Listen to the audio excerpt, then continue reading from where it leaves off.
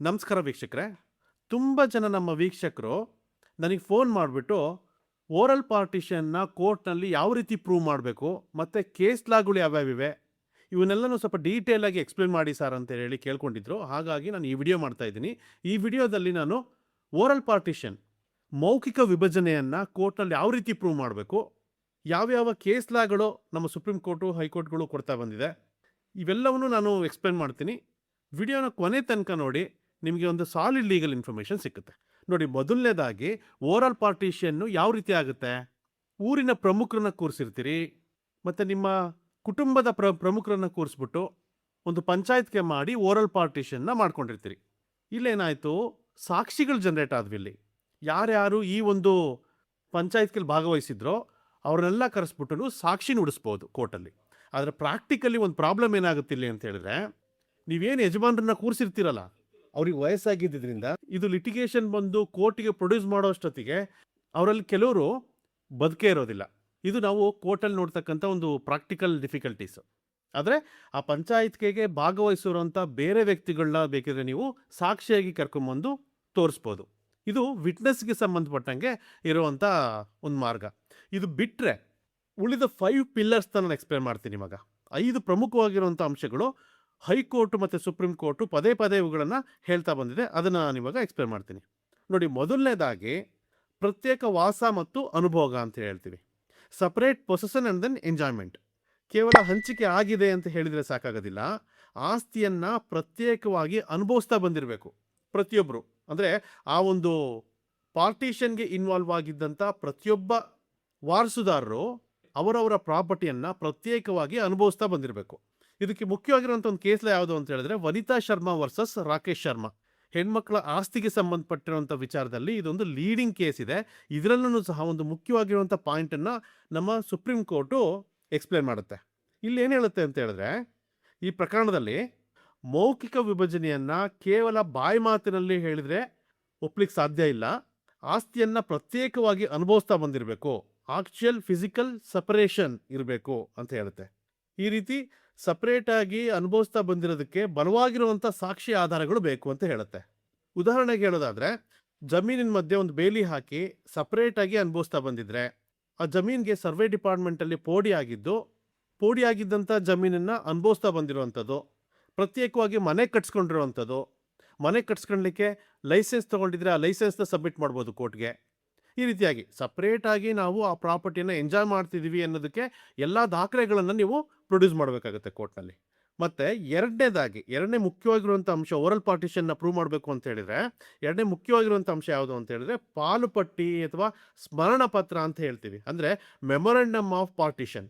ಒಂದು ವಿಭಜನೆ ಈ ರೀತಿ ಓರಲ್ ಪಾರ್ಟಿಷನ್ ಆಗಿ ವಿಭಜನೆ ಆದಮೇಲೆ ನೆನಪಿಗೋಸ್ಕರ ಒಂದು ಪತ್ರನ ಬರೆದಿಟ್ಕೊಂಡಿರ್ತೀರಿ, ಯಾವ ಪ್ರಾಪರ್ಟಿ ಯಾರ್ಯಾರಿಗೆ ಹೋಗಬೇಕು ಅನ್ನೋದನ್ನು. ಆ ಪತ್ರ ಇತ್ತು ಅಂತ ಹೇಳಿದ್ರೆ ಆ ಪತ್ರನೂ ಸಹ ಒಂದು ಕೋರ್ಟ್ನಲ್ಲಿ ಎವಿಡೆನ್ಸ್ ಆಗಿ ಕೆಲಸ ಮಾಡುತ್ತೆ. ಇದಕ್ಕೆ ಸಂಬಂಧಪಟ್ಟಿರುವಂಥ ಪ್ರಮುಖವಾಗಿರುವಂಥ ಕೇಸು ಅಂತ ಹೇಳಿದ್ರೆ, Kale and others versus deputy director of consolidation 1976. ನೋಡಿ, ಇದರಲ್ಲಿ ಏನಂತ ಹೇಳುತ್ತೆ ಅಂತ ಹೇಳಿದ್ರೆ, ಈಗಾಗಲೇ ನಡೆದು ಹೋಗಿರುವಂಥ ಮೌಖಿಕ ವಿಭಜನೆಯನ್ನು ಒಂದು ಕಾಗದದಲ್ಲಿ ಬರೆದಿಟ್ಕೊಂಡಿದ್ರೆ, ಅಂದರೆ ಪಾಲುಪಟ್ಟಿ ಆಗಿದ್ರೆ, ಅದಕ್ಕೆ ನೋಂದಣಿ ಅಗತ್ಯ ಇಲ್ಲ, ಇದಕ್ಕೆ ರಿಜಿಸ್ಟ್ರೇಷನ್ ಆಗುವಂಥ ಅವಶ್ಯಕತೆ ಇಲ್ಲ. ಆದರೆ ಪಾರ್ಟಿಷನ್ ಡೀಡ್ಗೆ ರಿಜಿಸ್ಟ್ರೇಷನ್ ಆಗಬೇಕು, ಕನ್ಫ್ಯೂಸ್ ಆಗಬೇಡಿ ಇದರಲ್ಲಿ. ಆದರೆ ಪಾಲ್ಪಟ್ಟಿ ರಿಜಿಸ್ಟ್ರೇಷನ್ ಆಗಲೇಬೇಕು ಅಂತ ಹೇಳಿನಿಲ್ಲ. ಆ ಪಾಲ್ಪಟ್ಟಿಯನ್ನು ಸಹ ನಾವು ಈ ವಿಭಜನೆ ಆಗಿದೆ ಅನ್ನೋದಕ್ಕೆ ಪ್ರಾಥಮಿಕ ಸಾಕ್ಷಿಯಾಗಿ ಬಳಸ್ಬೋದು ಅಂತೇಳಿ ಈ ಕೇಸ್ನಲ್ಲಿ ಕೋರ್ಟ್ ಹೇಳುತ್ತೆ. ಮತ್ತು ಥರ್ಡ್ ಇಂಪಾರ್ಟೆಂಟ್ ಪಾಯಿಂಟ್ಸ್, ಮೂರನೇ ಮುಖ್ಯವಾಗಿರುವಂಥ ಅಂಶ ಯಾವುದು ಅಂತ ಹೇಳಿದ್ರೆ, ಕಂದಾಯ ದಾಖಲೆಗಳಲ್ಲಿ ಬದಲಾವಣೆ, ಅಂದರೆ ಮ್ಯುಟೇಷನ್ ಇನ್ ರೆವಿನ್ಯೂ ರೆಕಾರ್ಡ್ಸ್. ಪಾಣಿಯಲ್ಲಿ ಹೆಸರು ಬದಲಾವಣೆ ಆಗಿದ್ರೆ ವಿಭಜನೆ ಆಗಿದೆ ಅನ್ನೋದನ್ನು ಪುಷ್ಟೀಕರಿಸುತ್ತೆ. ಇದನ್ನು ಎಕ್ಸ್ಪ್ಲೇನ್ ಮಾಡಿರುವಂಥ ಪ್ರಮುಖವಾಗಿರುವಂಥ ಕೇಸು ಅಂತ ಹೇಳಿದ್ರೆ, ಸೀತಾರಾಮ್ ಭಾವು ಪಾಟೀಲ್ ವರ್ಸಸ್ ರಾಮಚಂದ್ರ ನಾಗೋ ಪಾಟೀಲ್ ಅಂತ ಹೇಳಿ 1977 ಕೇಸ್ ಇದು. ಇದರಲ್ಲಿ ಕಂದಾಯ ದಾಖಲೆಗಳು ಏನಿದೆ, RTC ಈ ದಾಖಲೆಗಳೇನಿದಾವಲ್ಲ, ಇವೆಲ್ಲ ಮಾಲೀಕತ್ವವನ್ನು ಪ್ರೂವ್ ಮಾಡೋದಿಲ್ಲ. ಆದರೆ ವಿಭಜನೆಯ ನಂತರ, ಪಾರ್ಟಿಷನ್ ಆದ ನಂತರ ನೀವು ಪ್ರತ್ಯೇಕವಾಗಿ ಪಾಣಿ ಮಾಡಿಸ್ಕೊಂಡಿದ್ರೆ ಅದನ್ನು ಸರ್ಕಮ್ಸ್ಟೆನ್ಷಿಯಲ್ ಎವಿಡೆನ್ಸ್ ಆಗಿ, ಕನ್ನಡದಲ್ಲಿ ಹೇಳೋದಾದರೆ ಸಂದರ್ಭೋಚಿತ ಸಾಕ್ಷ್ಯ ಅಂತೇಳಿ ಪರಿಗಣನೆ ಮಾಡಿ ವಿಭಜನೆ ಆಗಿರೋದಕ್ಕೆ ಪ್ರೂಫ್ ಆಗಿ ತಗೋಬಹುದು ಅಂತೇಳಿ ಹೇಳುತ್ತೆ. ಅಂದರೆ ಈ ರೀತಿ ವಿಭಜನೆ ಆಗಿಲ್ಲದೆ ಇದ್ದರೆ RTCನಲ್ಲಿ ಸಪ್ರೇಟಾಗಿ ಹೆಸರು ಬರಲ್ಲ, ವಿಭಜನೆ ಆಗಿದೆ ಅನ್ನೋದನ್ನು ಕನ್ಕ್ಲೂಡ್ ಮಾಡಲಿಕ್ಕೆ ಯೂಸ್ ಮಾಡ್ಬೋದು ಅಂತ ಹೇಳುತ್ತೆ ಈ ಪರ್ಟಿಕ್ಯುಲರ್ ಕೇಸು. 4ನೇ ಇಂಪಾರ್ಟೆಂಟ್ ಪಾಯಿಂಟ್ ಏನು ಅಂತ ಹೇಳಿದ್ರೆ, ಕುಟುಂಬದ ನಡವಳಿಕೆ, ಕಂಡಕ್ಟ್ ಆಫ್ ದ ಪಾರ್ಟೀಸ್. ಅಂದರೆ ಸದಸ್ಯರು ಸಮಾಜದಲ್ಲಿ ಮತ್ತು ಪರಸ್ಪರ ಹೇಗೆ ನಡವಳಿಕೆ ಮಾಡ್ಕೊಂಡಿರ್ತಾರೆ, ಯಾವ ರೀತಿ ನಡ್ಕೊಳ್ತಾ ಇರ್ತಾರೆ ಈ ಪಾರ್ಟಿಷನ್ ಆದಮೇಲೆ ಅನ್ನೋದು ಇಲ್ಲಿ ಮುಖ್ಯ ಆಗುತ್ತೆ. ಇಲ್ಲಿ ಪ್ರಮುಖವಾಗಿರುವಂಥ ಕೇಸ್ ಇದಕ್ಕೆ ಸಂಬಂಧಪಟ್ಟಂಗೆ ಅಂತ ಹೇಳಿದ್ರೆ, ಟೆಕ್ ಬಹದ್ದೂರ್ ಭುಜಿಲ್ ವರ್ಸಸ್ ದೇವಿ ಸಿಂಗ್ ಭುಜಿಲ್ ಅಂತೇಳಿ 1966 ಕೇಸ್ ಇದು.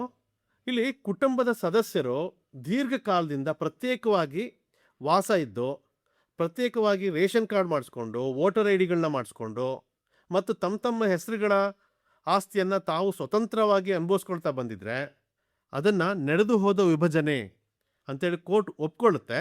ಮತ್ತು ಕುಟುಂಬದ ಶಾಂತಿಗೋಸ್ಕರ ಮಾಡಿಕೊಂಡಿರುವಂಥ ಇಂಥ ಒಂದು ಹಂಚಿಕೆಯನ್ನು ರದ್ದು ಮಾಡಬಾರ್ದು ಅಂತೇಳಿ ಕೋರ್ಟ್ ಅಭಿಪ್ರಾಯ ಪಡುತ್ತೆ.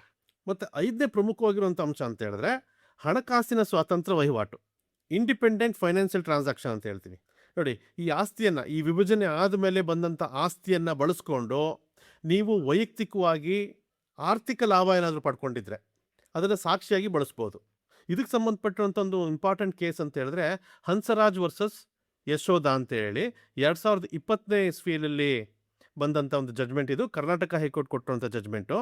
ಈ ಕೇಸ್ನಲ್ಲಿ ಏನು ಹೇಳುತ್ತೆ ಅಂತ ಹೇಳಿದ್ರೆ, ಒಬ್ಬ ಸದಸ್ಯ ತನ್ನ ಪಾಲಿನ ಆಸ್ತಿಯನ್ನು ಅಡಮಾನ ಇಟ್ಬಿಟ್ಟು ಬ್ಯಾಂಕ್ನಲ್ಲಿ ಸಾಲ ಪಡ್ಕೊಂಡಿದ್ರೆ ಅಥವಾ ಇತರ ಸದಸ್ಯರ ಸಹಿ ಇಲ್ದಲ್ಲೇ ತನ್ನ ಪಾಲಿನ ಆಸ್ತಿಯನ್ನು ಮಾರಾಟ ಮಾಡಿದರೆ ಅದನ್ನು ಮೌಖಿಕ ವಿಭಜನೆ ಅಂದರೆ ಓರಲ್ ಪಾರ್ಟಿಷನ್ನ ಕನ್ಫರ್ಮೇಷನ್ ಆಗಿ ಪರಿಗಣನೆ ಮಾಡಬೇಕು ಅಂತ ಹೇಳುತ್ತೆ. ಅಂದರೆ ಇಂಡಿವಿಜುವಲ್ ಆಗಿ ಟ್ರಾನ್ಸಾಕ್ಟ್ ಮಾಡಿದರೆ ಒಬ್ಬ ವ್ಯಕ್ತಿ ಯಾವುದಾದ್ರೂ ಈ ರೀತಿ ಓರಲ್ ಪಾರ್ಟಿಷನ್ ಆಗಿ ಬಂದಿರುವಂಥ ಪ್ರಾಪರ್ಟಿ ಮೇಲೆ ಇಂಡಿವಿಜುವಲ್ ಆಗಿ ವಹಿವಾಟು ಮಾಡಿದರೆ ಅದು ಒಳ್ಳೆ ಎವಿಡೆನ್ಸ್ ಆಗುತ್ತೆ, ಈ ರೀತಿ ಒಂದು ಪಾರ್ಟಿಷನ್ ಆಗಿದೆ ಅಂತ ಹೇಳಲಿಕ್ಕೆ ಅನ್ನೋದನ್ನು ನಮ್ಮ ಕರ್ನಾಟಕ ಹೈಕೋರ್ಟು ಅಭಿಪ್ರಾಯ ಪಡುತ್ತೆ. ಇದರಲ್ಲಿ ಈ 5 ವಿಚಾರಗಳು ತುಂಬ ಇಂಪಾರ್ಟೆಂಟ್ ಆಗಿರುವಂಥ ವಿಷಯಗಳು. ಇದಕ್ಕೆ ಸಂಬಂಧಪಟ್ಟಂಥ ಒಂದು ದಾಖಲೆಗಳನ್ನ ನೀವು ಪ್ರೊಡ್ಯೂಸ್ ಮಾಡೋದಾದರೆ, ಮೊದಲನೇದಾಗಿ RTC ಪ್ರೊಡ್ಯೂಸ್ ಮಾಡಬೇಕು, ನಿಮ್ಮ ಹೆಸರಲ್ಲಿ ಬಂದಿರೋಂಥ RTC ಪ್ರೊಡ್ಯೂಸ್ ಮಾಡಬೇಕು, ಖಾತಾ ಪ್ರಮಾಣ ಪತ್ರನ ಪ್ರೊಡ್ಯೂಸ್ ಮಾಡಬೇಕು, ಮತ್ತು ಟ್ಯಾಕ್ಸ್ ರೆಸಿಪ್ಟು, ಪ್ರಾಪರ್ಟಿ ರೆಸಿಪ್ಟ್ ಇರ್ಬೋದು ಅಥವಾ ಯಾವುದೇ ರೀತಿಯಾಗಿರುವಂಥ ಟ್ಯಾಕ್ಸ್ನ ನೀವು ಆ ಪ್ರಾಪರ್ಟಿ ಮೇಲೆ ಕಟ್ತಾ ಬಂದಿತ್ತು ಅಂತ ಹೇಳಿದ್ರೆ ಆ ಟ್ಯಾಕ್ಸಿಗೆ ಸಂಬಂಧಪಟ್ಟಂಥ ರೆಸಿಪ್ಟ್ಗಳನ್ನ ನೀವು ಪ್ರೊಡ್ಯೂಸ್ ಮಾಡಬೇಕಾಗುತ್ತೆ. ಮ್ಯುಟೇಷನ್ ರಿಜಿಸ್ಟರನ್ನು ಕೊಡ್ಬೋದು, ಬ್ಯಾಂಕ್ ಖಾತೆ ಡಾಕ್ಯುಮೆಂಟ್ಗಳನ್ನ ಕೊಡ್ಬೋದು. ನೀವೇನಾದರೂ ಪ್ರಾಪರ್ಟಿ ಮೇಲೆ ಸಾಲ ತೆಗೆದಿದ್ರೆ ಆ ಸಾಲಕ್ಕೆ ಸಂಬಂಧಪಟ್ಟಿರುವಂಥ ದಾಖಲಾತಿಗಳನ್ನ ಪ್ರೊಡ್ಯೂಸ್ ಮಾಡ್ಬೋದು. ಮತ್ತು ಈ ಕರೆಂಟ್ ಬಿಲ್ಲು, ವಾಟರ್ ಬಿಲ್ಗಳು ಏನಾದರೂ ಇದ್ದರೆ, ನಿಮ್ಮ ಪಾಲಿಗೆ ಯಾವ್ದಾದ್ರು ಒಂದು ಮನೆ ಬಂದಿತ್ತು ಅಂತ ಹೇಳಿದ್ರೆ ಅದಕ್ಕೆ ಸಂಬಂಧಪಟ್ಟಂಗೆ ನೀವು ಕರೆಂಟ್ ಬಿಲ್ ಕಟ್ತಾ ಬಂದಿದ್ರಿ, ಇಂಡಿವಿಜುವಲ್ ಆಗಿ ನಿಮ್ಮ ಹೆಸರಲ್ಲೇ ಇದ್ದಂಥ ಮೀಟ್ರ್ ಮೇಲೆ ನೀವು ಕರೆಂಟ್ ಬಿಲ್ ಕಟ್ತಾ ಬಂದಿದ್ರಿ ಅಂತ ಹೇಳಿದ್ರೆ, ವಾಟರ್ ಬಿಲ್ ಕಟ್ತಾ ಬಂದಿದ್ರಿ ಅಂತ ಹೇಳಿದ್ರೆ ಆ ಬಿಲ್ಗಳನ್ನ ನೀವು ಪ್ರೊಡ್ಯೂಸ್ ಮಾಡ್ಬೋದು.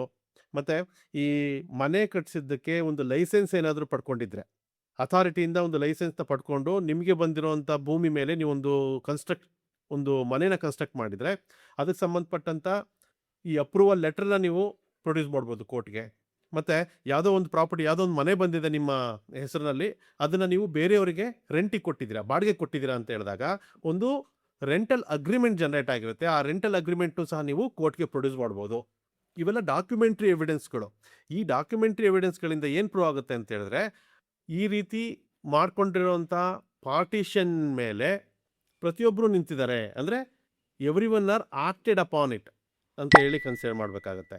ಈ ರೀತಿ ಪಾರ್ಟಿಷನ್ ಮಾಡಿದ್ರ ಮುಖಾಂತರನೇ ಪ್ರಾಪರ್ಟಿನ ಅವರವರ ಹೆಸರಿಗೆ ತಗೊಂಡು, ಅವರವರ ಪೊಸಿಷನ್ಗೆ ತಗೊಂಡು ಅದನ್ನು ಅನುಭವಿಸ್ತಾ ಬಂದಿದ್ದಾರೆ ಅನ್ನೋದನ್ನು ಪ್ರೂವ್ ಮಾಡಬೇಕಾಗತ್ತೆ ನೀವು. ಇದ್ರ ಜೊತೆಗೆ ಸಾಕ್ಷಿಗಳನ್ನ ನೀವು ಕನ್ಸಿಡರ್ ಮಾಡೋದಾದರೆ ಕುಟುಂಬದ ಸದಸ್ಯರ ಸಾಕ್ಷಿಗಳನ್ನ ಕೊಡಿಸ್ಬೋದು, ಮತ್ತು ಆ ಗ್ರಾಮದ ಹಿರಿಯರ ಸಾಕ್ಷಿಯನ್ನು ನೀವು ತಗೋಬೋದು, ನೆರೆಹೊರೆ ಅಕ್ಕಪಕ್ಕದವರ ಸಾಕ್ಷಿಯನ್ನು ಸಹ ನೀವು ಕೊಡಿಸ್ಬೋದು ಕೋರ್ಟಲ್ಲಿ.